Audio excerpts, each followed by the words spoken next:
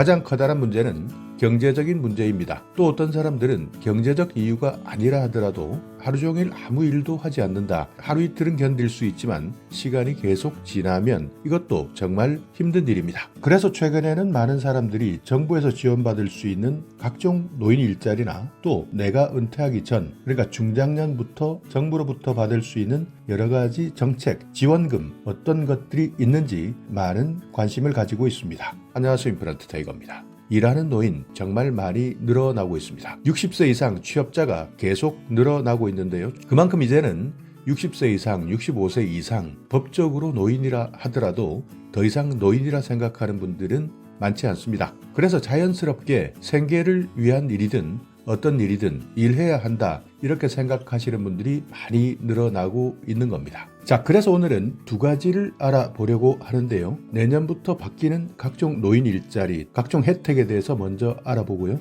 언젠간 나도 노인이 될 수밖에 없는 중장년층, 정부에서 받을 수 있는 혜택, 어떤 것들이 있는지 알아볼 테니까 오늘 영상 끝까지 확인하시기 바랍니다. 내년 노인 일자리 지원 사업에 대해서 발표를 했는데 대상은 대부분 65세 이상이지만 일부 사업은 60세 이상까지 가능합니다. 이것을 아예 법으로 만들었는데요. 노인 일자리 및 사회활동 지원에 관한 법률 시행령 제정령안이 드디어 의결된 겁니다. 지난번 영상에서도 말씀드렸지만 65세 이상 노인이면서 건강하다, 그러니까 근로할 수 있다, 활동 능력이 있다, 이런 분들은 정부와 지방자치단체 예산으로 지원해주는 사업, 그리고 기존의 시장형 사업단이라는 것이 있습니다. 민간에서 참여하는 사업인데요. 이런 사업에서는 60세 이상이니까 60세든 65세든 내가 일하겠다 하시는 분들은 내년에 시행되는 노인 일자리 사업 무려 일자리가 110만 개입니다. 만약 일하겠다 하시는 분들은 얼른 주민센터에 먼저 확인해 보시는 것이 좋습니다. 보통 12월 초 이때 대부분 전국적으로 모집을 하고 마감되기 때문에 시간이 지나서 찾아가 봐야 이때는 이미 마감되었다, 지원 신청이 끝나버렸다, 이것을 알고 계셔야 됩니다. 그러니까 그만큼 신청 기간이 중요하니까 주민센터에 반드시 문의하시는 것이 중요합니다. 그만큼 노인들 생활하는 것 팍팍합니다. 그래서 정부에서는 기초연금 제도를 운영하고 있는데요. 그렇지만 여기에서도 문제가 있었습니다. 기초연금 받는 분들 중에서 기초생활수급자, 그중에 생계급여 받는 분들 있었습니다. 그야말로 극빈층 노인들인데요. 정부의 기초연금 혜택을 다 받지 못했던 겁니다. 기초연금을 받는 만큼 생계급여를 깎아버리기 때문에 실제 줬다 뺏는다, 이렇게 생계급여 받는 사람들은 기초연금 아예 신청하지 않는 사람들이 많았던 겁니다. 기초연금이 들어오게 되면 이것이 바로 소득 인정액으로 산정되기 때문에 그만큼 생계급여에서 깎아버리는 상황. 그렇지만 내년부터는 이런 분들 기초연금 앞으로 받을 수 있게 되었습니다. 기초생활보장수급 노인이 기초연금 신청을 한다 하더라도 생계급여를 깎지 않기로 했기 때문에 혹시 기초생활수급자이면서 기초연금 그동안 깎였던 분들이라면 내년부터는 기초연금에 대한 생계급여 소득공제 새롭게 정책이 시행된다, 이 내용도 알고 계셔야 합니다. 그리고 또 하나 알고 계셔야 되는 것, 평생교육 바우처 제도에서도 65세 이상 고령층을 위한 전용 바우처가 신설됩니다. 연간 35만 원 지원받아서 평생교육 프로그램 참여할 수 있는데 내년에는 65세 이상 고령층 전용 바우처도 신설된다는 것, 이 부분도 기억하셨다가 잘 활용하시기 바랍니다. 지금 이미 노인이 된 분들도 있지만 앞으로 노년을 준비하시는 분들도 많습니다. 은퇴하시는 분들, 앞으로 내가 노인이 되었을 때 10년, 20년 이후 어떻게 살아가야 될까 많은 분들이 고민하시는데요. 이런 분들이 활용할 수 있는 정책도 있습니다. 중장년 내일센터인데요. 고용노동부에서 시행하고 있는 제도입니다. 중장년이 되면 대부분 은퇴하는 비율이 높아집니다. 그렇지만 일하지 않으면 당장 생계가 막막한 분들 많고 앞으로 노년을 준비하는데도 힘들어할 수밖에 없습니다. 그렇기 때문에 고용노동부에서는 그만큼 은퇴자도 늘고 중장년층 인구도 늘었기 때문에 이직하시는 분들 그리고 전직하시는 분들 직업을 이렇게 바꾸는 사람들이 많아지기 때문에 중장년 네일 센터 기존 31개였는데요. 이것을 35개로 확대했습니다. 대구 그리고 경북이나 강원 여기에 추가적으로 중장년 네일 센터를 지정했기 때문에 지금까지 불편하셨던 분들은 여기에서 앞으로 어떤 직업을 선택할 것이냐, 이직이나 전직에 대한 상담 받을 수 있게 된 겁니다. 그리고 2025년에는 추가로 3개소를 더 확대할 예정이라고 하니까요.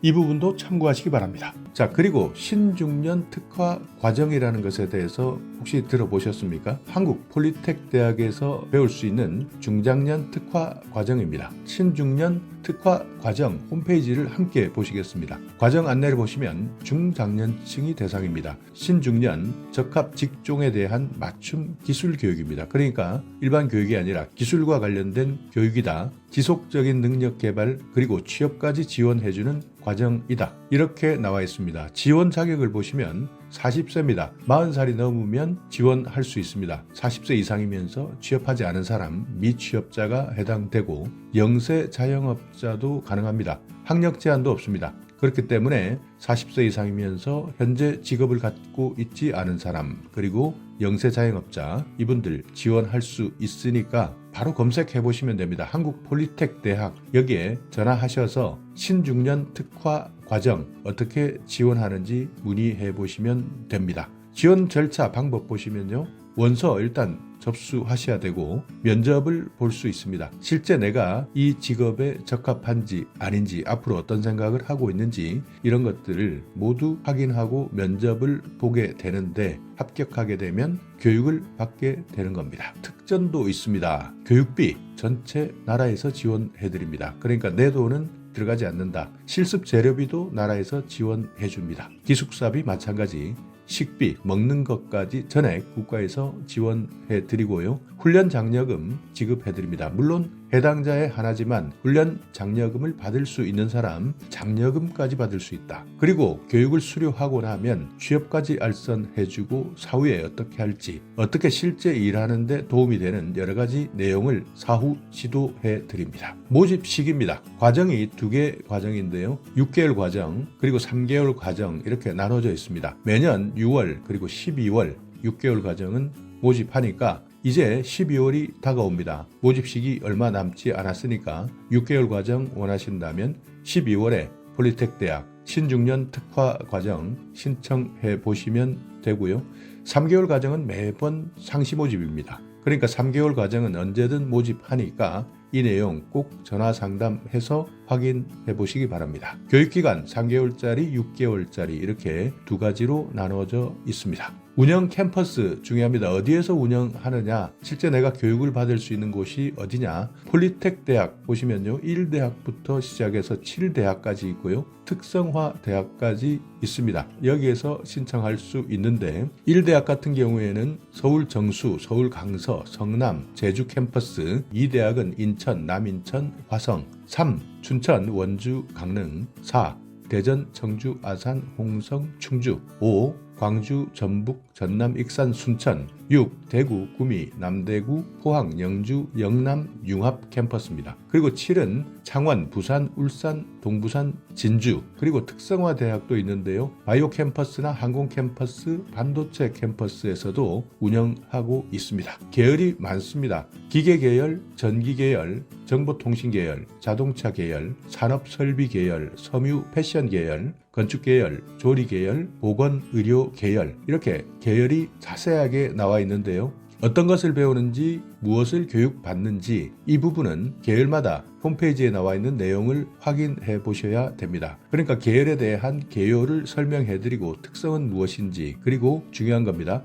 흥미와 적성에 대해서도 나와 있으니까 내가 실제 적성에 맞는지 흥미가 있는지 이런 것들까지 다 따져보시는 것이 좋습니다. 그리고 주요 과목은 어떤 것을 배우는지 기계 계열 같은 경우에는 기계 공작법부터 공작기계 실습, CAD 실습 이렇게 여러 가지 전문적인 실습들이 많이 있습니다. 이후에 자격증까지 취득할 수 있는데 관련된 자격증에 대한 안내를 보셔도 여러 가지 자격증을 취득할 수 있다. 기계 가공 기능장부터 설비 보전 기사 그리고 뒤에 보시면요, 기계 설계 산업기사나 생산 자동화 기능사까지 정말 많은 관련 자격증들을 취득할 수도 있으니까 이런 내용까지도 다 확인하셔야 됩니다. 제일 중요한 것은 어떤 일을 하는지겠죠. 졸업 이후에 진출할 수 있는 분야, 정밀기계나 의료기기, 방사광, 가속, 이렇게 저도 잘 모르는 분야들이 많은데요. 이런 여러 가지 졸업 이후 진출 분야에 대한 설명, 관련 직무 이런 것들을 안내하고 있습니다. 전기뿐만 아니라 정보통신, 자동차,